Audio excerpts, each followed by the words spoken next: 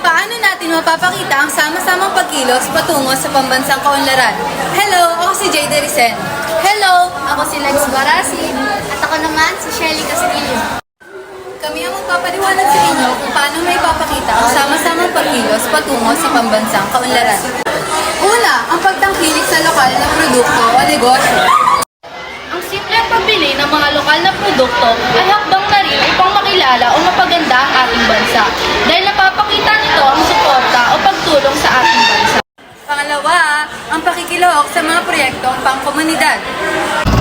Ang pagtulong din at pagsuporta sa mga programa tulad ng cleanup drives at tree planting ay makakabuti rin sa ating bansa. Pangatlo, pakikilahok sa mga usaping pangpolitika.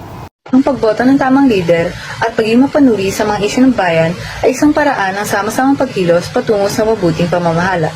Dahil kung may mabait at matatalino tayong lider, ang Pilipinas ay uunlad, gaganda ang edukasyon, lahat ay magkakaroon ng trabaho at wala nang mamumulubi.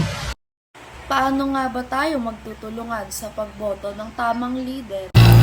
Pwede tayong mag-post or mag-share sa social media ng mga tatakbo bilang presidente upang malaman ng tao kung sino ang tamang iboto. Pang-apat, ang pagsunod sa batas at pagiging disiplinado. Ang simpleng pagsunod sa batas kagaya ng batas trapiko, tamang pagtapon ng basura at tamang pagbayad ng buwis ay malaking ambag sa kaayusan ng lipunan. Panglima, magtrabaho ng marangal.